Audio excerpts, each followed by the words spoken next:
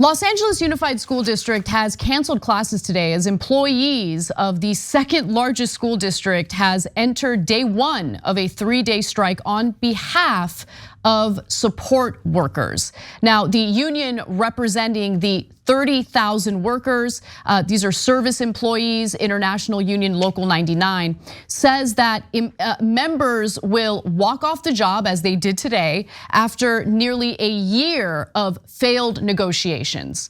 Now, when we're talking about service workers, we're talking about the workers in the school cafeterias, the custodial workers, the security workers on some campuses. They're not the educators per se, but they're incredibly important in ensuring that the school operates and runs smoothly. Now, they are severely underpaid and have been underpaid for quite some time now. I should note also the last time the LAUSD shut down over a strike was back in 2019. That strike lasted 6 days. Teachers had demanded smaller class sizes, more school staffing, and higher wages. And it was part of a nationwide effort by educators to improve their working conditions and their wages. Now, what do the LAUSD workers want in this case? Well, the union wants equitable wage increases, more full-time work, respectful treatment, and increased staffing levels for improved student services, it said. Workers' average salary, get a load of this, $25,000 a year, and most work part-time, which has led to staffing shortages, the union said. We're talking about Los Angeles, okay? Los Angeles is one of the most expensive cities to live in the United States. No one can survive on $25,000 a year, no one. And that is, in fact, below the poverty line in the United States, much less, California. It's not. I don't even understand how they can get away with it. It must not be full-time jobs because it's literally less than $15 an hour. $15 an hour for a full-time job gets you about $31,000 a year, right? So, but either way, the wages are ridiculously low. Okay, so look, there's a couple problems here. Number one is the framing is all wrong, and unfortunately, union leadership not sophisticated enough to frame this correctly. Yeah, I said it. I'm going to say more about union leadership in a second. But so the corporate media always wants to frame every strike as the fault of the workers, right? So they'll say the workers went on strike, the workers refused an offer, the workers say this, etc. And it's going to cost the county, the school system here $100 million, and all these kids are going to be out of school, and the workers did it, right? And so I saw the quote in the LA Times from the union leadership, and they're like, "Oh, it's regrettable and unfortunate, but we were forced to do this." No, don't say that. Yeah, don't say no. They created the strike by paying people $25,000 a year in one of the most expensive cities in the country. Yeah. So just frame it as they are the aggressors. They are the ones that are choosing a status quo that is unbearable, right? Ask it. What would you do if somebody was saying, hey, your work is only worth $25,000 a year, and somehow figure out a way to survive on that in LA, and by the way, deal with our kids, okay? So there's 10,000 times better way to frame this issue when the workers are absolutely right, okay? So, and now, by the way, I'm affected. My kids are in public school in LA, and that's just hassle for us. It's not good for the kids, etc. And I don't blame the janitors and the cooks. I blame the people not adequately funding these schools. Right, and just to share my personal experience related to this story, my mom was a school cafeteria worker for a number of years when I was a child, and I actually talked to her about the strike over the weekend because it hadn't happened yet.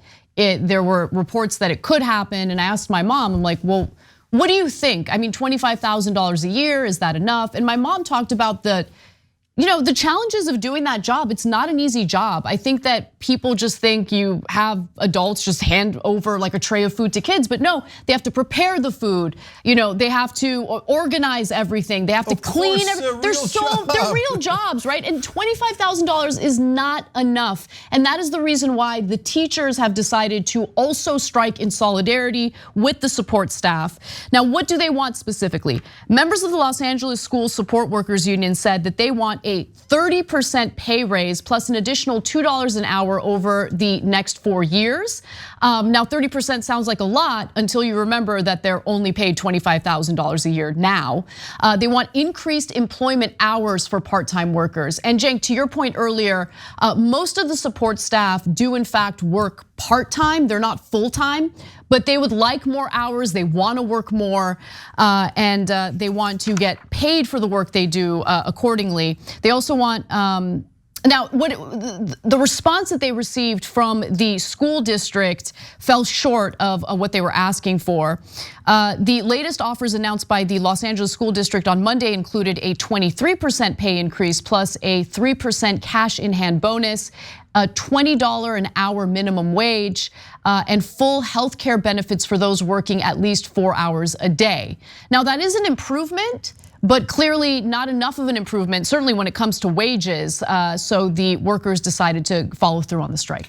Again, understand that that's why it's 25,000, because $20 an hour, $15 an hour gets you 31,000 for the whole year if you work full time, and then obviously $20 would get you more than that. So, but still the numbers are far too low. It's a fine counteroffer, and they should get to the table and get to the right conclusion, which seems like they're not too far off, which gets me to my second criticism of union leadership. Among the different tactics they used, and I've seen this happen in other cases too with old school union leadership, is they set up a meeting with the people in charge of the schools. At the very end there, they don't show up. What are you guys doing? Why is this so? They do these like super old school like tricks and tactics from the 1960s and 70s and stuff. Like, haha, we got them. They went to a meeting and we didn't show up. No, that makes you look like you're the bad guys, right? And then that goes in the papers, and you're hurting the cause of your employees by doing stupid little tactics like this. And it's always like something like we're gonna make the other side look like bad guys, but we're gonna do it in such a ham-handed way. You don't have to do silly little strategies like that. Just tell people how low the wages are. Okay, and these are the people taking care of your kids. We're on your side. And besides which, Los Angeles is massively progressive. They're very much largely on your side. All you have to do is not blow it. Anyway, bottom line is though, I support the strike. I'm glad they're doing it. They should get paid what they deserve, and they are taking care of our kids. And the real problem is the massive underfunding of public education in California and other states, because rich people moved all their kids into private schools and pay so much money for the private schools that they're super bitter about funding public schools on top. That's exactly right. And that's why they've been cutting the hell out of the budgets. The other thing I'll just quickly mention is the LAUSD used to be one of the top performing school districts in the country until it was gutted through a ballot initiative in the 1970s. I believe it was Prop 13, if I'm not mistaken, which essentially capped property taxes in California at about 1.2%, something around there. That gutted the funding for public education specifically because of the fact that public education is mostly funded through property taxes, right? So the effort to dismantle public education has been in the works for many, many decades now. And it's important to understand that history to understand why we got to where we are today. But with that said, clearly these workers do an incredibly difficult job. I mean, we're talking about some special education assistants as well. They deserve to get paid a living wage for what they do every single day for the school system. Thanks for watching The Young Turks, really appreciate it. Another way to show support is through YouTube memberships. You'll get to interact with us more. There's live chat emojis, badges. You've got emojis of me, Anna, John, JR, so those are super fun. But you also get playback of our exclusive member-only shows and specials right after they air. So all of that, all you gotta do is click that join button right underneath the video. Thank you.